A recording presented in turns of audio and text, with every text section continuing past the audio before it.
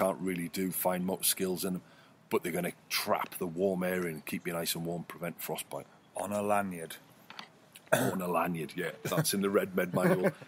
Either a little wrist lanyard, so your gloves and mitts are attached to your wrist, or put a long one that goes through the sleeve of your jacket and attaches to the next one. Like your mum used to do. Yeah. So that when the wind blows, you don't see your gloves flying off the side of a cliff.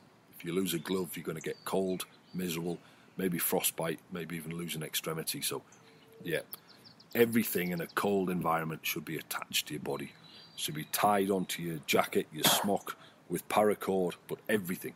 Hats, gloves, goggles, attached to your body by cord.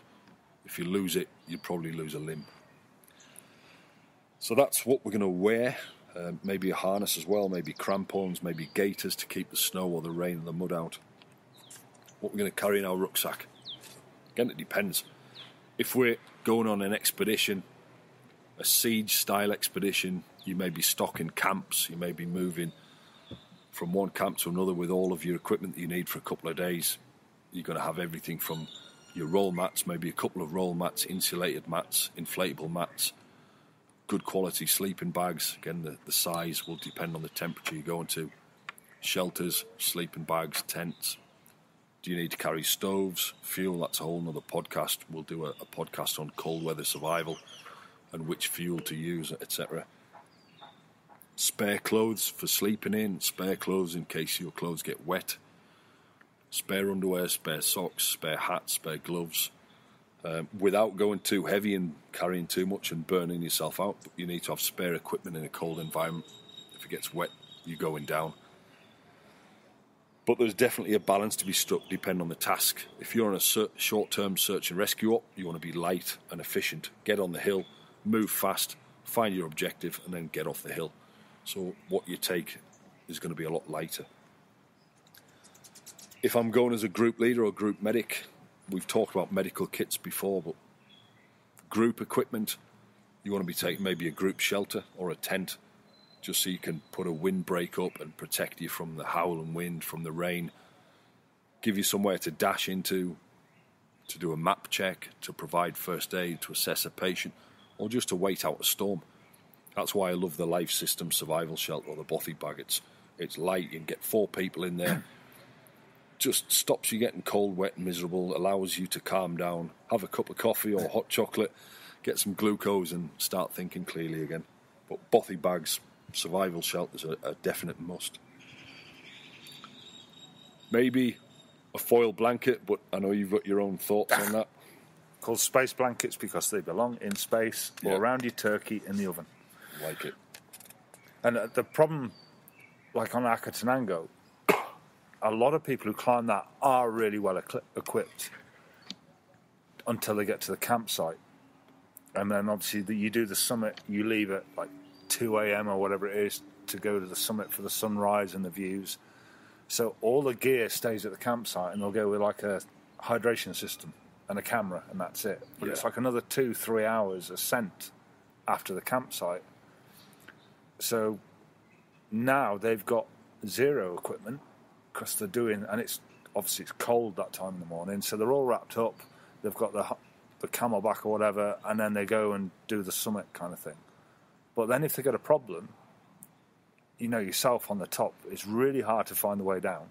Yep. You're really cold, and your sleeping bag and everything, you've left it at the campsite, which is probably now on the other side of the hill. The weather comes in, you can't see your hand in front of your face, and you've got no equipment to stop. So it's preparing for that, and it's like the perk of the medic, the team leader is your bag's a bit better because you're now going to have to manage this group of 14 people who've left everything.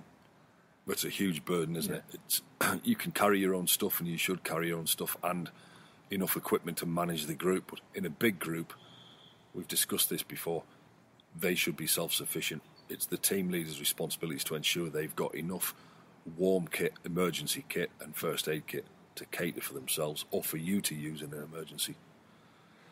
So we've got our equipment. The amount we carry will depend on where we're going and what the task is really.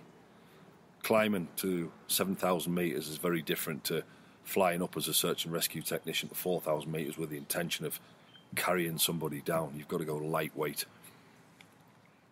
But as a group, as a medic, as a leader, if you get trapped on the side of a hill in a whiteout, snowstorm, or in this case, severely high winds, low visibility, freezing temperatures, do you stay and play or load and go? Do you stay at the top of the mountain, in your bothy bag or in your tent, and wait out the storm, risking exposure to the high altitude AMS, haze and hape? Or do you get off the mountain as quickly as possible, potentially getting lost in the pea soup, potentially falling, potentially becoming exposed to the elements, getting hypoglycemia, hypothermia? It depends. It depends on what equipment you've got, depends on your capabilities, depends on your navigation capability, your route finding capacity, your safety equipment, the state of the group.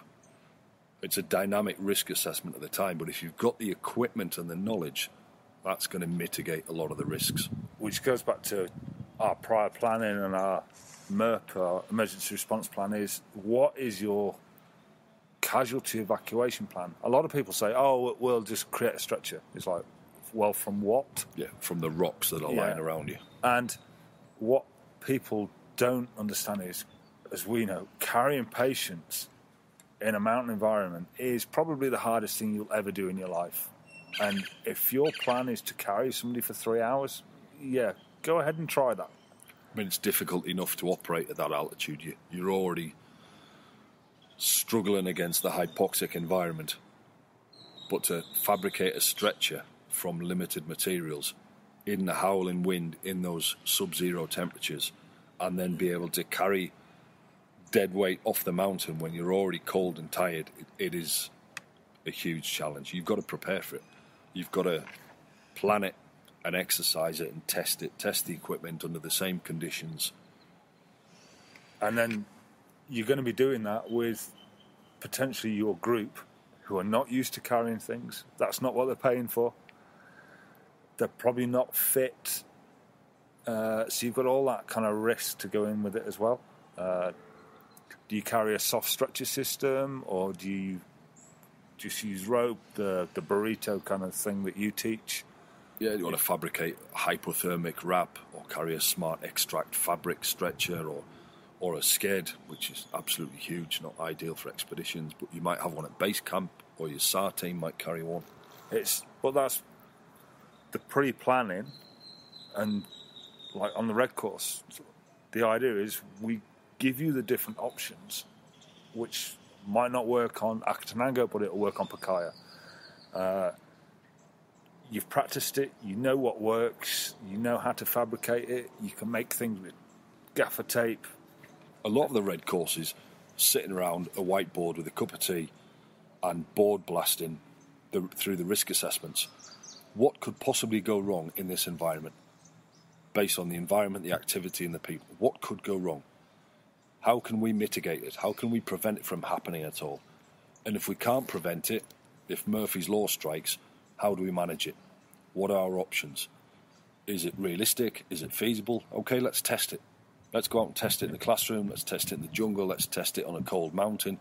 Progressively increasing the exposure to the pressure. And then, hopefully, we'll be prepared on the day of the race. And even Akatanango is, you get some of the people who've done larger mountains throughout the world, and they say, oh, we'll get a helicopter. It's like, no, you won't, because we cannot get this high in the helicopters that we have here. Well, on Everest, they've just landed on top, and it's like, yeah, but it's a different helicopter with nothing in it. Yeah, strip the seats out. And like Akatanango, we could probably get to the campsite, but you've still got if you're carrying somebody, you've still got a 6-hour trek down, so you're probably going to get more casualties, because it's a horrendous little track. It's very steep, and so the red course is to open your eyes to, like, my side of the argument of, this is why I can't come and get you. But in this situation, we could, and that's the whole idea, is to impart that knowledge just to make you aware and give. I don't really like phrase, but give you more tools in your toolbox. Yeah. I mean, we're talking now about living, thriving, not just surviving, being capable, enjoying the trip, being capable to critically think, manage things, evacuate. Do you stay and play? Do you load and go? Do you get off the hill? In future podcasts, we're going to talk about, okay, we've done that, we're comfortable, we're surviving, but we've got a casualty at altitude. How do we deal with it? What do we need to carry in our first aid kit? What are the considerations? Do we stay and stabilise? Do we get down, descend? Or can we justify going up? And what are the considerations for going back up? So that's a whole new podcast. But essentially, look at the risk assessment, look at the environment, the people with you, and the activity. What can go wrong? Plan accordingly to mitigate it. Make sure you're self-sufficient. You've got enough kit, the right kit. It's field tested, it's comfortable, it's not going to break, and it's attached to your body. Oh, fantastic. Nice and short. We're off to the National Hospital now. We're going to link up with our Mexican counterparts, and we're going to do a critical care course, hemodynamic monitoring today, ultrasound, and tomorrow we're going to talk about ventilator management. So it's going to be a fantastic day, fueled by coffee. To provide heat. Yeah, because despite the fact we're in the jungle, it's freezing. Okay, guys, have a great day, and we'll speak soon.